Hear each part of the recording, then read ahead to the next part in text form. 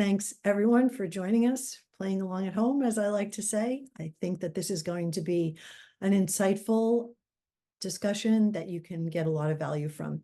So to kick it off, I wanted to start by citing some numbers, as I do. A study by Gartner showed that nearly half of managers are at risk of failure because they lack skills such as self-awareness, empathy, and effective communication. And if you were listening to the description of ETU, you heard something about power skills, which is what I like to use instead of the words soft skills.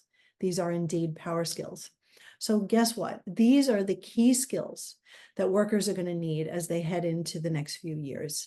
The World Economic Forum report indicated that analytical and creative thinking top the list for most in-demand skills. Self-awareness, empathy, and good communication all play into those kinds of thinking, and they each make up components of emotional intelligence, all in that umbrella of power skills.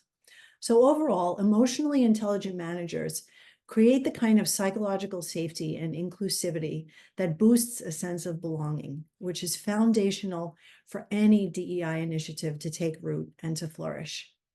The upshot is, though, that there are skills gaps. That World Economic Forum report found that 6 in 10 workers will require training before 2027, which sounds like it's really far away, but we know how quickly 4 years can go.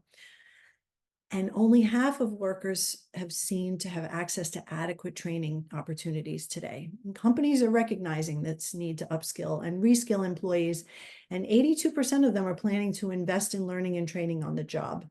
So to get started with all of these initiatives and really get a foundational sense of where this can go, we've assembled this group of leaders who are here to discuss best practices.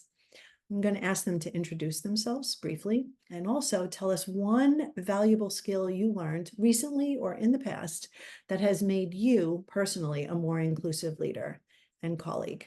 Amanda, let's start with you. So hi, I'm Amanda Groh. I'm the Director of Customer Success at ETU. Over the last 3 years at ETU, I've worn multiple hats, from project management, instructional design, customer onboarding, to now working to improve and develop ETU's customer success function and strategy. As Lydia said, ETU helps other companies measure and develop employee skills using online workplace simulations, and we help quite a few of our customers in the DE&I space. So as far as a skill, fostering psychological safety is a skill that's truly been a game changer for me in my journey as an inclusive leader, colleague, and mentor. The practices associated with this skill have not only shaped my professional growth, but also significantly enriched my relationships and effectiveness in various roles through my career. I'm excited about our discussion today and look forward to hearing the panelists' perspectives and experiences. Great. Thank you so much for sharing that. Singleton? Hi, I'm Singleton Beato. I'm the Global Chief Diversity, Equity, and Inclusion Officer for McCann Worldgroup. In my role, I'm responsible for DE&I strategy and ensuring that across our global network, all of our employees feel a sense of connection, belonging, and shared purpose. I will say an important skill that I have learned is active listening. And this has been absolutely critical to ensuring that people feel that they can share whatever their experiences are and their challenges are with me, and that I will listen deeply and try to help provide them with the best possible guidance to enable their further success. I love that. Thank you. I'm often a fan of saying talk less and listen more, but it's active listening that really kind of gets to the heart of things, that you can help people along if they're, getting stuck on a decision. So thank you so much for sharing that. Khalil. Hello, thank you for having me. Good to be with all of you. Hi all, my name is Khalil Smith. I have the fortune of being the Vice President of Inclusion, Diversity, and Engagement at a 10,000 person technology company called Akamai Technologies. We power and protect life online, so things like cybersecurity and content distribution and cloud computing. And I've been there for about 3 years, and I also am the president of our Akamai Foundation, which is our philanthropic arm. So in terms of skill, and I don't know quite how I would define it, but as I thought about the question, luckily I went third, so I had another moment another breath. Really, for me, it's been about trying to figure out how do I learn from the robust experiences around me and not wait for formal training or formal development, but really to take in things from everywhere. And I think that's just been incredibly valuable to me over an extended period of time, because it has shaped the way that I listen to others and value others. And I think that has absolutely influenced the way that I am inclusive as a leader. Amazing. That's absorbing all of the things. I love that. Thank you so much for sharing that. Last but not least, Diana. Hello, everyone. Super excited to be joining you all today. I am Diana Navas-Rosette, and my pronouns are she and her. I lead global D&I solutions, communities, and activations for Microsoft. And so I have the great privilege of running across a breadth of resources that we build for the company, supporting our employee resource groups, our external partnerships, as well as some of the work that we do around systemic integration around diversity and inclusion. I was thinking about the question about the valuable skill, and I will say that something that has profoundly shaped my approach as an inclusive leader and colleague is my ability to be vulnerable. Embracing vulnerability allows me to authentically connect with others, to acknowledge my own bias, to learn from the mistakes that I make and own those mistakes. And it also creates a culture of openness and that ability for others to feel okay sharing those moments where we're not necessarily at our best, which happens quite often. Yeah, absolutely. I think that those are the most valuable teaching moments that you can have when you're not at your best, and you do make a mistake or have a failure or something like that, and then you can share that vulnerability. I want to come back to that because I'd like to unpack. That's not a skill that you get in training sessions necessarily, so we can talk maybe a little bit about that further on. I want to start by going back to the beginning, and this is a question for all of you. When we talk about skills, I'm often referring to what's missing, the skills gap, as you heard me say in the introduction. So can we talk a little bit about the best practices you all have seen for taking inventory, if you will, of what skills employees have and where the gaps are? Let's just start with that broadly. I'm going to go back around again the way that I came. So Amanda, here we go. Yeah, so we see this a lot in organizations that are still trying to figure out what to do with skills-based learning and skills-based talent strategies, and how to look for those gaps and what to actually do about them. I would say that the first thing that an organization really needs to do is have a common understanding across their talent and learning teams of what those skills are that make someone successful at their company. And then they need to be able to measure those effectively. And so from our perspective, immersive simulations are a really great way to do that because it allows learners to apply skills in real world scenarios where they may not actually be able to do that with traditional learning. So my first recommendation was to get on the same page about what skills you need and then figure out a way to measure them. And then setting up a skills-based talent strategy would be extremely beneficial and help in a lot of different ways for organizations. But we still see that there are some organizations that are not quite there yet. They're still trying to figure out where to go and what to do. And we help with that a lot. Yeah, the inventory portion is the fascinating thing for me. And I'm thinking also, like, if you put somebody in a training, wouldn't it surface what they're missing pretty immediately? Yeah. Yeah, absolutely. Yeah, because if they don't have that skill and they're not able to make decisions based on the behaviors that skill would exemplify, then absolutely you have your understanding there in the data. Right. Thank you for that. Singleton? Of course. Yes. I'm going to say in terms of skills, obviously, you know, you talked about communications and effective communications, but problem solving is a skill, and I see some gaps there.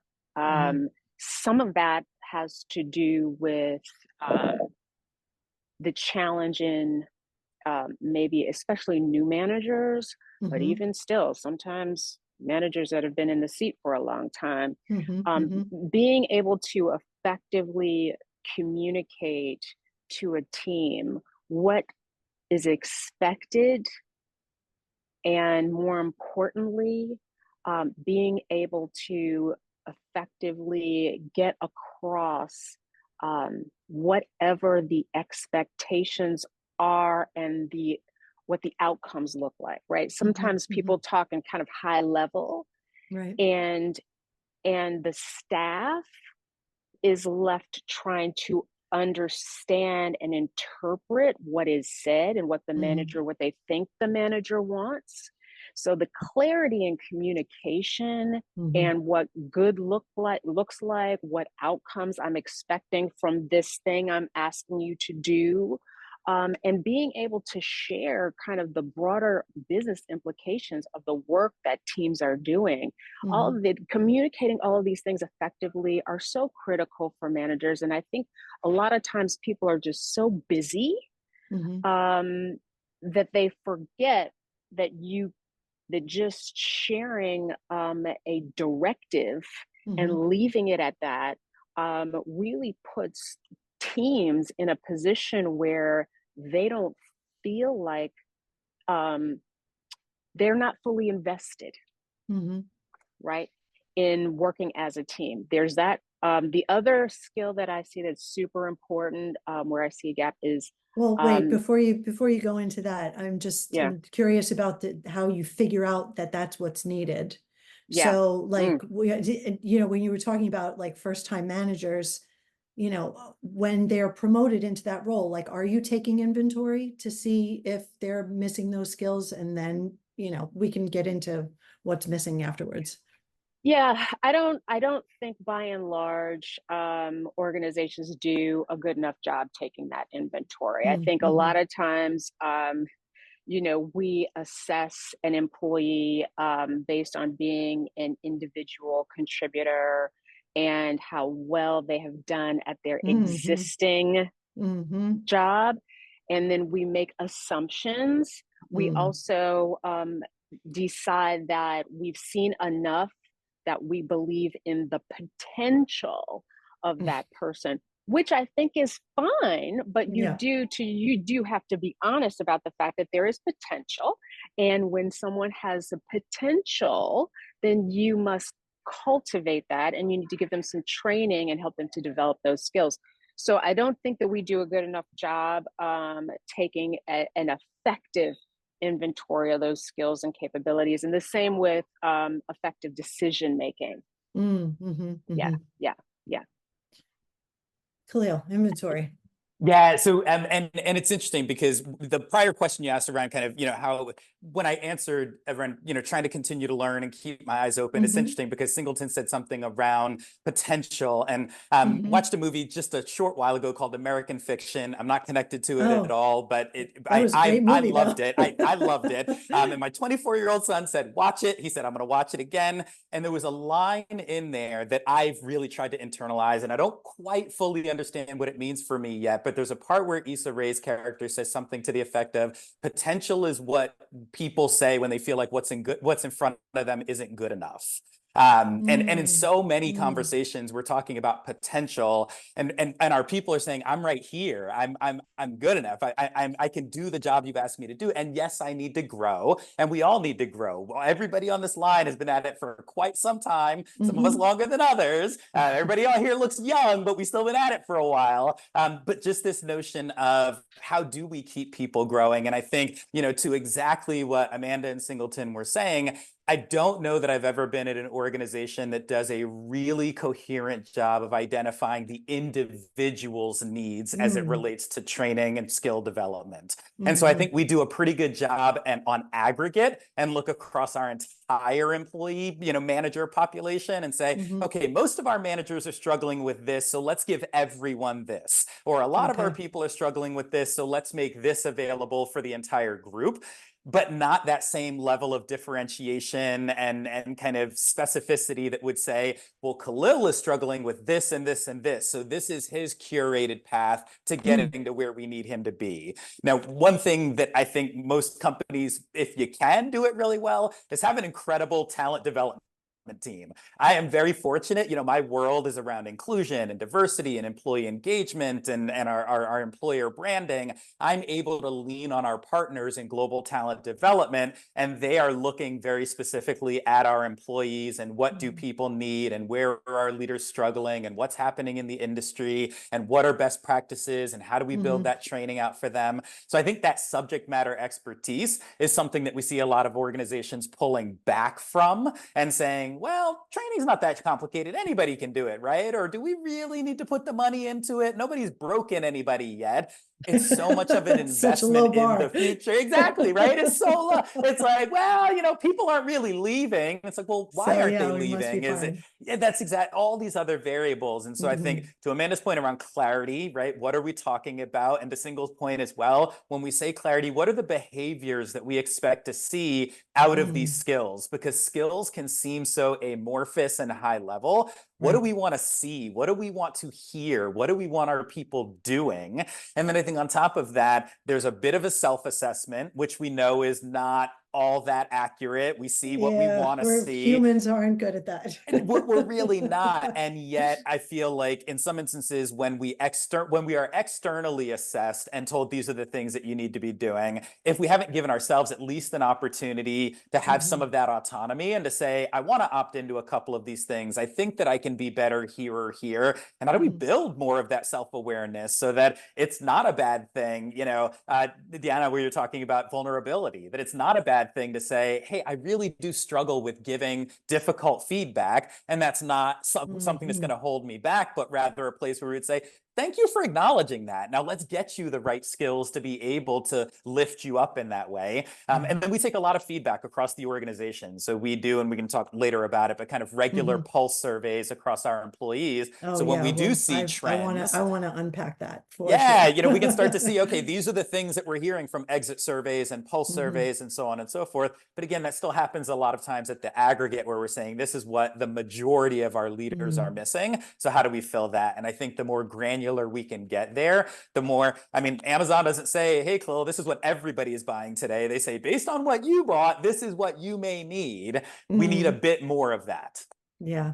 Well, that's a scary algorithm, but maybe that is tuned in the right direction. Deanna. Khalil, I love those points. I think for us at Microsoft, we recognize that in order for us to realize our culture and to activate D&I in a meaningful way, it's not just about the acquisition of new skills, it's also about deep changes in behavior, right? And so that part of understanding the difference between what are the skills and what are the observable behaviors that we want from our employees is super important for us.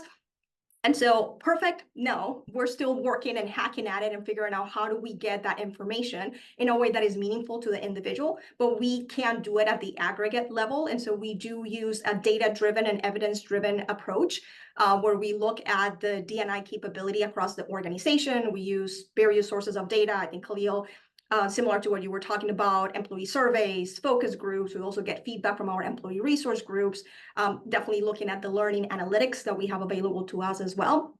And that helps us identify what are the strengths, what are the areas of improvement, is the skill sets that we've been trying to build for our employees actually being observed by their peers in the organization. And then based on that data, then we can develop a capability framework that helps us outline the core competencies and the learning outcomes that we are expecting from our employees. The other thing that it allows us to do is to just build some accountability in the system as well, in terms of expectations that we have for employees versus the expectations that we have of managers versus the expectation that we have of senior leaders.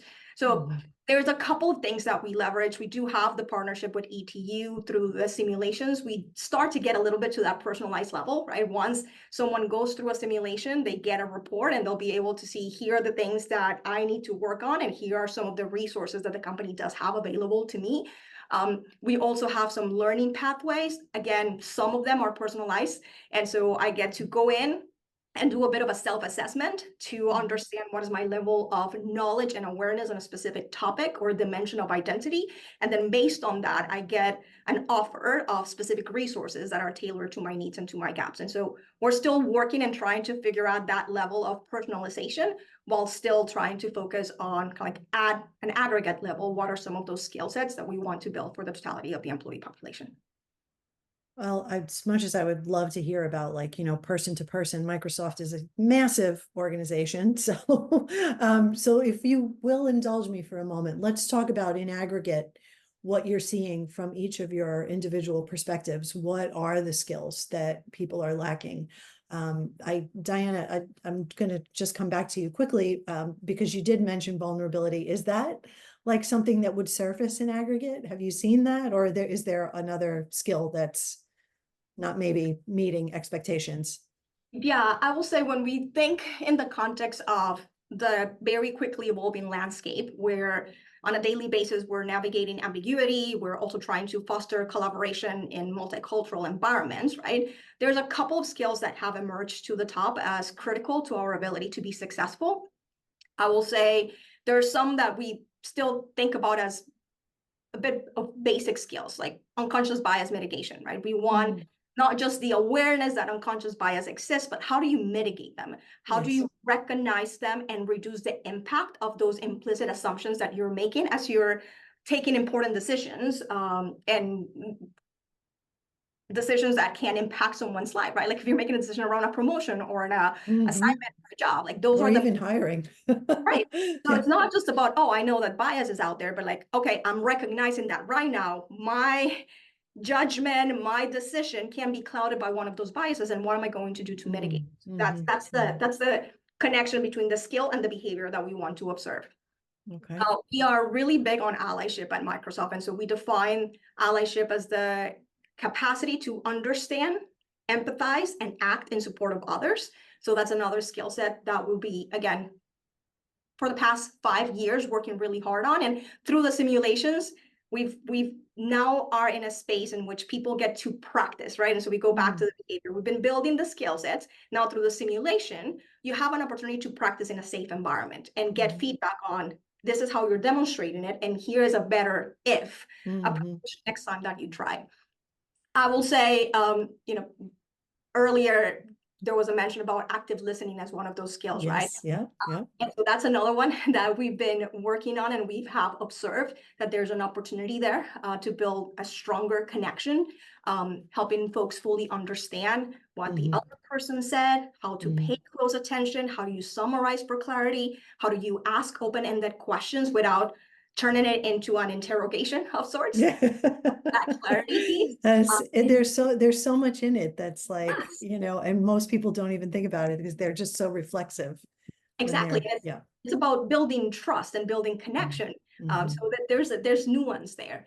But I think probably the biggest one is systems thinking, and is how you consider that broader context and the interconnection and the interactions, and how do you understand those complex dynamics and recognize patterns across situations, contexts that may not necessarily be your normal kind of day-to-day experiences. That's one of the skills that we currently see as an opportunity for us. And what I will add is that the skills that we are working on are essential to our ability to not just create, but sustain the inclusive culture that we want for the company. Yes, of course. And so in the context of geopolitical conflicts, social unrest, and the digital transformation that we are experiencing right now, developing this set of skills for our employees will help the workforce become more effective, empathetic, and resilient will be another kind of like outcome of, Yeah. of investment, right? The ability to be resilient in the face of change and uncertainty. Yeah, for sure. Singleton, you were going to give me a second one before I redirected to make sure that we were answering the inventory. Begin the So inventory. Yeah. Tell me about that Yeah. second one. Yeah. Well, no, I got it in. We talked about effective decision making, because it's Okay. because some, I would also say a great area of opportunity is managing ambiguity, and being and having a very flexible mindset and disposition. Right now, with what is happening in just business at large, there are ebbs and flows, and you've got to remain very agile. And sometimes you have to be able to, sorry, my screen does some automatic fireworks thing. Oh, wow. I know. It's so celebratory. It's just horrible. But sometimes we find ourselves in situations where we have to make an effective decision when we don't have all the information. Yes, And otherwise known as on the spot. that's right. And I think that's a challenge, and I think that is a skill set that has to be developed, because I believe that the constant state of disruption that managers have got to navigate, it really requires that type of skill. I want to say also, building intercultural competency is super critical for managers, especially as we continue to strive as organizations to attract and retain more diverse talent. Really being able to manage diverse people from different lived experiences is going to be super critical, and that is a massive area of opportunity, I think, in most companies. And I think that it is not, to your point earlier, I think it's more than just a simple training situation. Now, as I'm listening to this conversation about simulation, that's pretty exciting.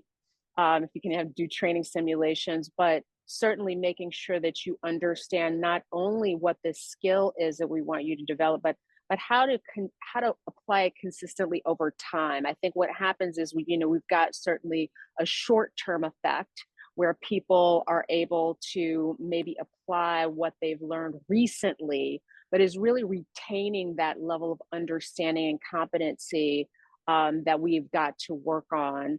And then I would just say also self-awareness is so important. And so basic, yet so often not there.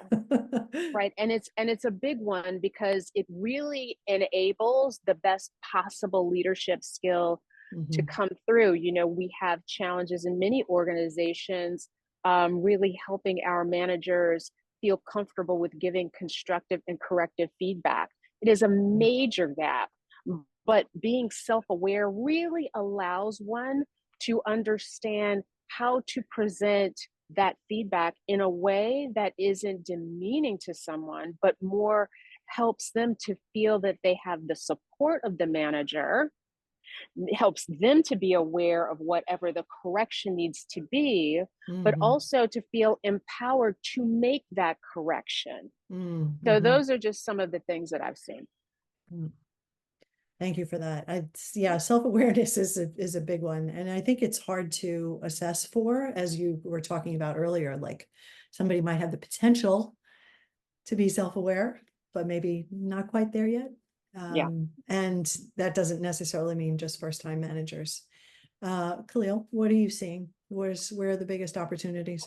Yeah, a couple of the ones that are coming up are absolutely ones that Singleton and Deanna got at. Dealing with ambiguity is absolutely one. So Singleton, as you were saying it, I was nodding passionately over here. Another one is creating effective teams, and kind of nested within that is goal setting. And I think, Deanna, to your point around how are we bringing together people from different backgrounds, different experiences. Most of our workplaces have more generations working at the same time than we have in the past. We've got folks working across, thousands of miles and lots of countries and lots of cultures. And, the capable leaders are ones that can bring folks together. And then, one of the big things we're seeing is priority setting, because, and that takes a lot of different shapes, in part because business is incredibly complex. It's moving very quickly. The external environment continues to change. There's a lot going on.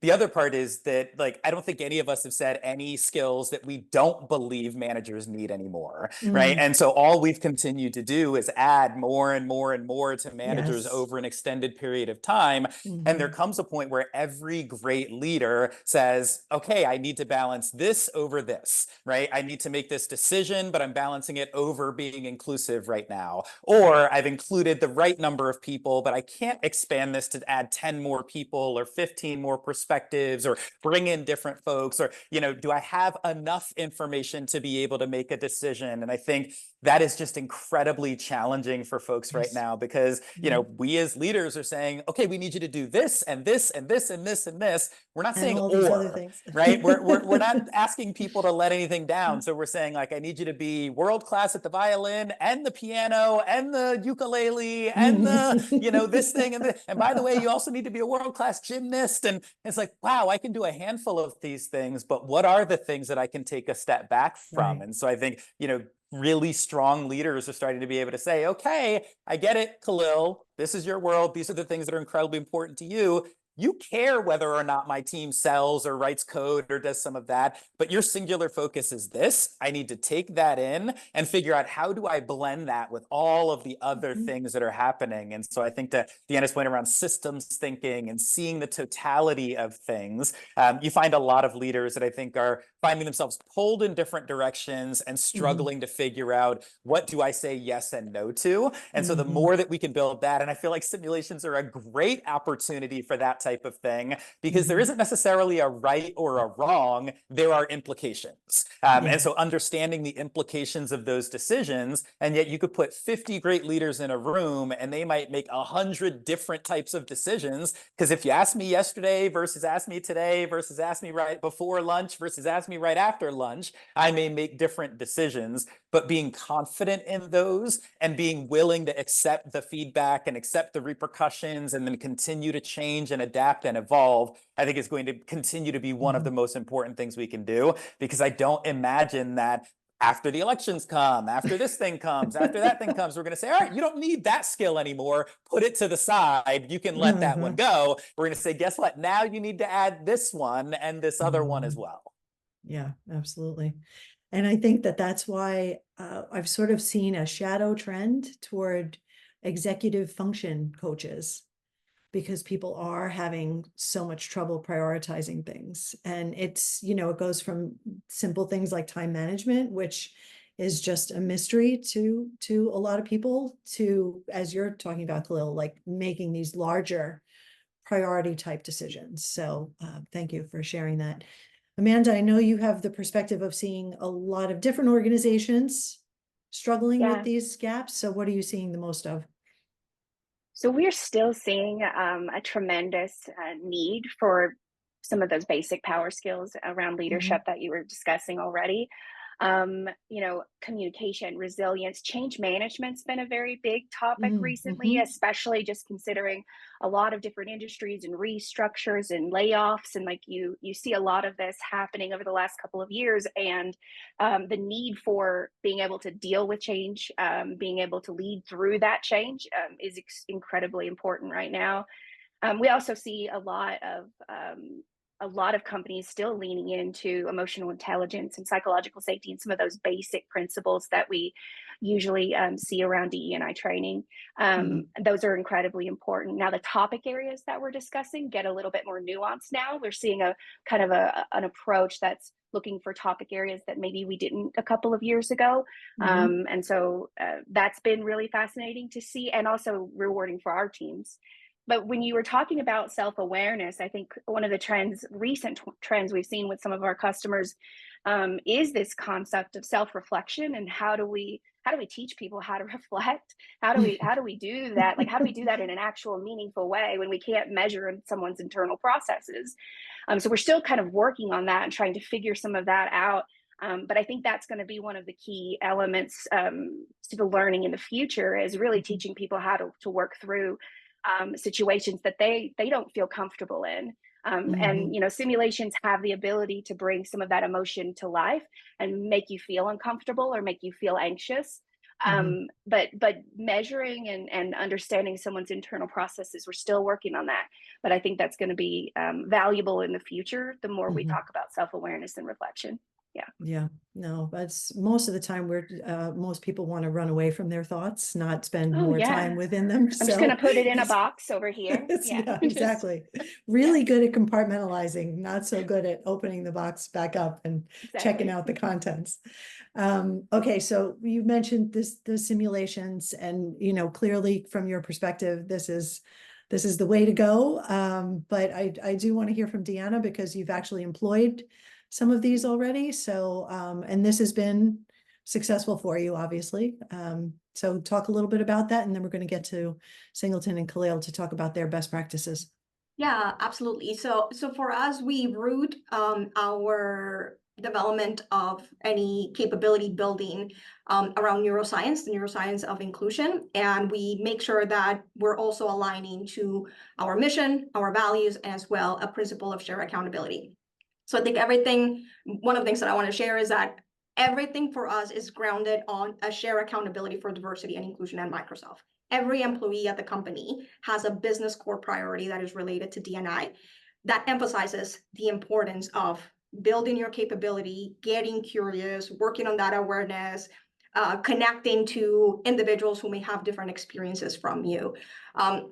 And when we think about how do we support our employees through the activation of that core priority around diversity and inclusion, we've done two things that have been successful. We have thoughtfully curated D&I learning pathways, and this is a collection of resources that cover various topics. And the pathways allow us to create learning modules, videos, podcasts, articles, books, right? We get to curate some resources. But we also get to create spaces for reflection. And so you complete a thing, and then there's a pop-up that gives you an opportunity to share with yourself, like have a moment of like, what was the highlight? What did you learn? Is there something that you would like to apply? Do you want to share this comment more broadly? And so there's also a connection to a social learning component and the practical application. So we are trying to do it at scale through the learning pathways. And then, as I mentioned before, for us, simulations stand out as probably one of the most innovative solutions that we have in our portfolio right now. They are immersive. They allow learners to practice the skills in a realistic way, but still feeling safe, right? Even when you think about those in-person sessions that you get to join, and then you have to do role play or like go like I think it sends some people like running away, right? Right, or like right. So like, how do we consider the needs of learners who prefer to learn in many different ways and still create those spaces where it's safe for them to try new approaches and test new things and get comfortable, right? And build the pathways in their brain that will allow them then to activate those behaviors and skills in their day-to-day life. And so the piece that we love about the simulations is it allows for that safe space. It also provides a report. So as a learner, I go into the simulation, navigate it through, and then I get a report at the end that tells me, here's what you did really good. Here's where you have some areas of opportunities, and here's some resources for you to continue on your journey. And oh, by the way, you can always come back and practice if you want. Like once you have your reflection moment, and once go take a couple of other learning sessions, if you want to come back and practice again, we're here for you, right? And so it's a continuous kind of like relationship with the solution that allow us to build that skill set. And back to an earlier point around like that data and measuring, we also get an aggregate report from ETU that let us, based on the performance of the individuals who have participated on aggregate, here is the skill where there's still is an opportunity for us to reinforce. And so that then flows back information to my team as we start looking at the roadmap of what is the next thing that we need to build, how do we close the skill gap, and how do we ensure that we continue to build the capability of our employees. Singleton, I'm guessing that you are not using simulations, but can you tell us what is actually working at McCann? but I'm so jealous of this simulation thing. I'm just so into There it we right go. now. Oh my goodness. Okay. Amanda's Maybe got you if you need something. Well, I mean, I feel What? like we should have just done a simulation instead of the panel, right? I mean, this is serious business, man. Okay. Um, so obviously we cover the basics, right? Bias training. And I say bias, not just unconscious bias, because what we've done is we've also elevated the conversation around conscious bias. Because sometimes we are making a conscious decision, that is a biased decision, and really making sure that we build in some learning about why one is making those decisions. You can still make it, but you need to be conscious that you are taking an action and making a decision that is still biased. So helping people to really learn the difference, implicit bias and all. So we cover certainly the basics every year. We also do inclusive leadership training. This is for our more senior folks.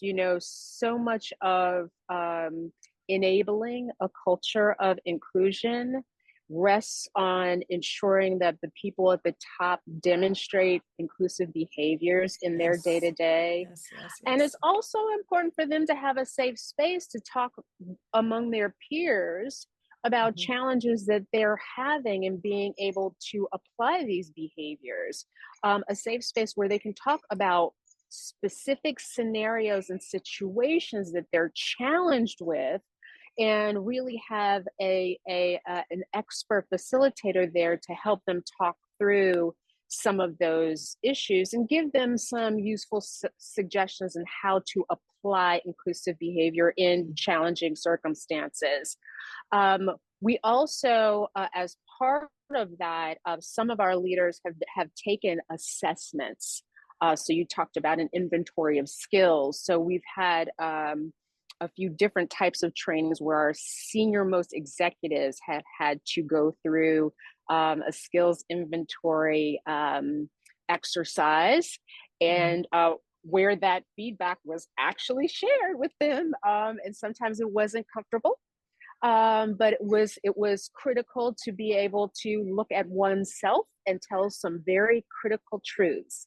So that was an important exercise, and that's been some training that we have deployed globally.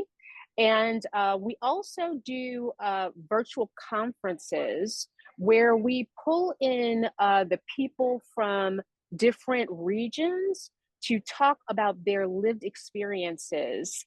We find that taking a community-based approach to helping people see one another differently, to create the space for our people in different parts of the world to be vulnerable and share their lived experiences and their challenges, being an other or being different, has really helped so many of our people across the network to think differently about their own behavior, about how they see people from different lived experiences. It just becomes more personal, and it penetrates differently. And this has been sort of an approach to training that I've taken that I have really seen be very successful, because it also creates a sense of empathy. Yes, I was just about to say radical empathy.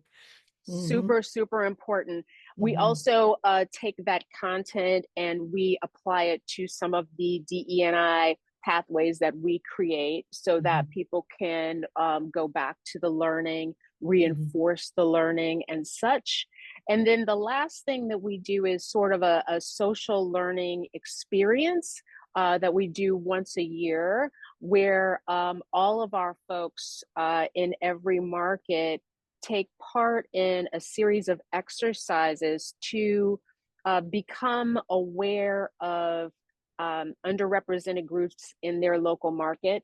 we do this because obviously diversity means different things in different parts of the world. And it was really a framework that I created so that our local market talent could on their own become aware of, investigate and become aware of the experiences of people from underrepresented groups in their local market, understand those experiences, and then consider how we might go about creating the conditions internally from people from those backgrounds to feel a sense of connection, belonging, and shared purpose at work every day.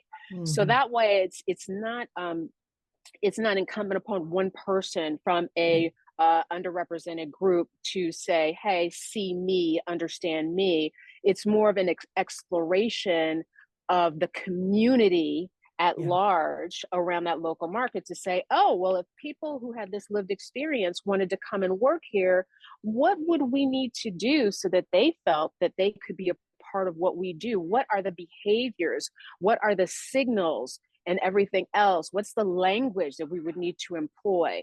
And then every group has to create a plan of accountability to make sure that that's done over the course of a year. Those are the things that we're doing. Well, that's great.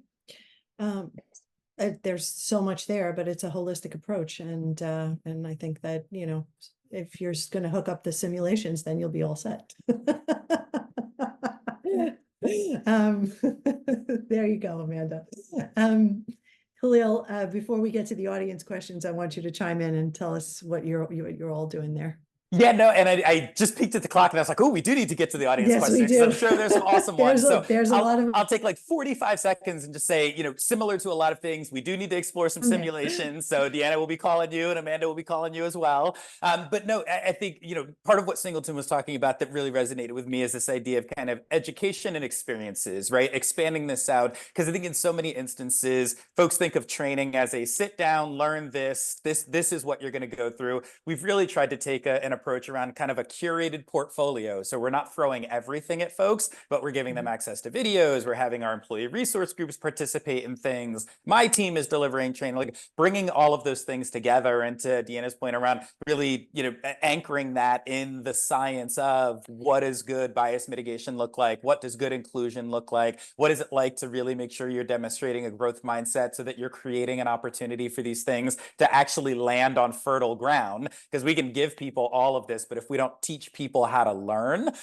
then it gets really challenging because you walk into it and you say, oh, well, let me just check this box and then move on. I already know it. Versus, no, actually, we're all going to learn something and this will be wonderful. So lots and lots of different opportunities in our own Akamai University and really trying to figure out kind of how do we create enough things. And we're very judicious about the things that we push out to people or that we make mandatory. The vast majority of it is opt-in because we want to make it compelling enough and interesting enough that people want to take it and create enough of a social kind of movement that if you're not doing it, you're kind of on the outside. Because we also recognize that it tends to be the people who don't need it that take it. And so we really wanted to make sure that we're overcoming some of that so that it's not just I had to take it or I got pushed into it, but rather, wow, if we're all talking about it and I'm one of the handful of people that doesn't know that language, and this is woven into how people get promoted, how we give recognition, you know, the conversations our CEO is having, then I should take it just so that I'm aware of the language and that I can continue to grow and develop as well and create opportunities for myself.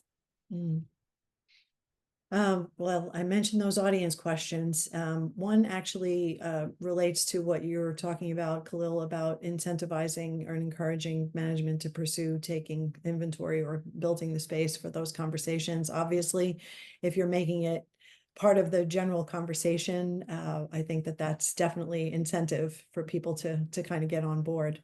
But one of the other questions that actually popped up with several of our attendees, and this is sort of was on my menu of questions to ask as well, because these are very challenging times. Maybe no less challenging than they were 4 years ago when we started having these webinars remotely.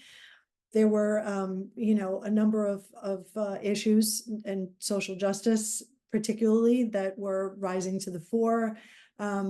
But DEI was embraced so wholeheartedly then, or at least it seemed to be. And now the pendulum has swung completely the other way. And there is resistance to these programs. So a couple of our attendees have asked, what do you do when you are meeting with resistance? How can you communicate the value and importance of DEI to those who might be resistant to it? You know, without turning this into a very politicized discussion, let's talk about how we can do that, how we can continue to discuss the value of DEI programs. If it's okay, I'm already off mute, so I'll jump in quickly. Yeah, I think please one do. of the things that we've really tried to do is to clarify, what do we mean when we're talking about this work? I think a lot of the times that I speak to someone and have a genuine, authentic conversation, what they're struggling with is the caricature of DEI. They're struggling with this idea that one group should get things and another group shouldn't, or one group now should be lifted up and another one should be, you know, kind of tamped down. And when I talk to folks around, like, listen, if you can hear my voice, I'm talking about you, I'm talking about your experience here. This is not an agenda. We're trying to create an incredible environment because guess what? There are biases around age. There are biases around weight. There are biases around smoking. There are biases around women who do or don't have children. And so you fall into one of these categories that as you continue to age here, I want your perspective to still be recognized as opposed to, oh, they're an older person in technology. They don't know what they're talking about. So we're just trying to create a great environment where everyone can come in, can give in whatever way they want to, can thrive, and can be productive. And when we have that conversation with folks, at least in our space, there's a lot of like, oh, okay. Like, that's not what I saw when I turned on the news, or that's not what I heard when I listened to my local politician, or whatever the case is. And that's on any side of the political spectrum.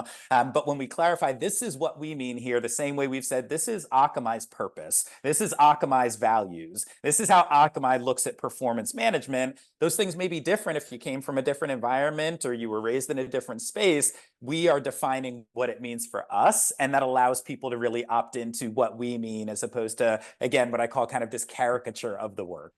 What I will add, Khalil, is definitely that connection to the culture, the mission, the vision, and the cultural attributes of the company. That's what's worked for us, right? Like, this is who we are. This is our mission. We probably have one of the most inclusive missions in the world, to empower every person in every organization on the planet to achieve more. And so we're really talking about everyone, and we need everyone, and we need to be able to understand those perspectives and understand the experiences in order to be able to create the products that are truly going to empower everyone. Planet. So is that connection to our mission, is that connection to our culture and our values of integrity, respect, and accountability that help us navigate some of the headwinds, I would say, that are being experienced right now. I think it's also about a commitment that we have to engage in constructive and respectful dialogue with all of our stakeholders, including those who may have different views or experiences connected to D&I. And so being able to listen to what is the resistance, being able to learn from what is maybe impacting that individual or that group of individuals, and understanding where the rub is, and being able to have that courageous, constructive conversation. It's also something that we are implementing. Amanda, did you want to chime in there as well? Yeah, I just wanted to just kind of tag on to what Khalil was saying, that, you know, we're seeing a shift kind of from an check the box, you know, mitigating unconscious bias, allyship perspective on DE&I training to more of a nuanced and purposeful approach with some of our customers, where we are talking about other issues that pop up for people in everyday life. We're talking about cultural awareness. We're talking about allyship for women. We're talking about facilitating some of these conversations and topics related to neurodivergence, and also just kind of how can we improve our talent review process? How can we make it more equitable? So those very specific and purposeful topic areas are coming up more often with our customers, which I think is actually going to be beneficial to the landscape of DE&I training overall, because people will be more apt to basically buy into it. I think if it speaks more to them, but that's what we're seeing. Yeah. Singleton? Yeah, I will just add on. I've done a few things. First, I have gone back to the basics of really saying, okay, well, right now, while everything is so polarizing, let's go back to the basics of assessing all of the intervention points of the end-to-end talent experience and ensuring that we are applying the right interventions to mitigate bias. That's the first thing. The second thing is, and depending on who's asking the question, if you're in a global organization, you can go where the energy is, because some of these, there are places in the world where the DE&I conversation is still hot, still top of mind, and still very, very valued. And then I would also, kind of double down on what everyone else has said. There are, when you think about all these different sort of dimensions of diversity, you'll find yourself in one of them. So I think that that's important. No, absolutely important. And it's unfortunate that we still have to have a conversation about what the business case for DEI is. And I think that, there's invariably always a question: how do I sell this to, my organization's leaders? And to that, I'll say there is any number of research points out there that definitely, with hard data points, will show you the value of having a diverse workforce and having input. Yeah, and Lydia, you froze just for a second, but one thing I was going to say is a particular kind of author, if you will, that I have found very compelling is a professor out of the University of Michigan, Scott Page, who wrote a book called The Diversity Bonus. Yes, I interviewed him actually. Beautiful. So he approaches it from a perspective of math. And so I think to your point, when I was in a prior role in consulting, I would always ask people, what data might you need to see to convince you that this helps? Because people will always move the goalposts, right? There's always, well, I need more data. That was a different industry. They're bigger than us. They're smaller than us. That was 5 years ago. That was 6 months ago. And so part of the question is, what might you need to see? And I think to some regard, there's always a bit of a back and forth with some folks that say, we probably just need to stop trying to make the business case for some of these things at some point and recognize that this is how good businesses operate. Yes. And so if you go back as long as you want, it's always been, how do we bring people together, right? So things like ESG, when you were running an automotive plant in a single space, they paid attention to the community and what was going on and what was happening. This has always been the nature of good business. And so there's a lot of this same conversation around ESG where folks have said, well, I'm uncomfortable with the letters, but we still need to do those things. We still can't dump poisons. We still need to be responsible. It makes our business healthier. I just don't like it that you call it ESG. And I'm like, call it whatever you want. Whatever you like, want. Again, the work, the activity, the things that we're talking about, and everyone on this line is saying, actually, this is for everyone. And so when you look at, again, the handful of folks that are benefiting from turning this into a culture war, as opposed to the ones that are actually doing the work that are like, no, I mean you too, all of us. And one of the things I coach my team all the time is, let's be cautious that we're not using the term diversity as a proxy for not a certain group. Because when we say we need more diversity in the hiring pool, it's like, are we specifically talking about something? Because if we are, say women, right? If we are, say people of color. But when we say diversity to mean everyone except you, then it's not a surprise that when we say diversity programs or when other people use diversity, they don't see themselves represented in it. When my team says diversity, we are talking about what you don't have on your team. And that may be men in some cases. That may be this group in other cases. And so, but I think very few people are arguing that fairness is a critical part of running an effective business.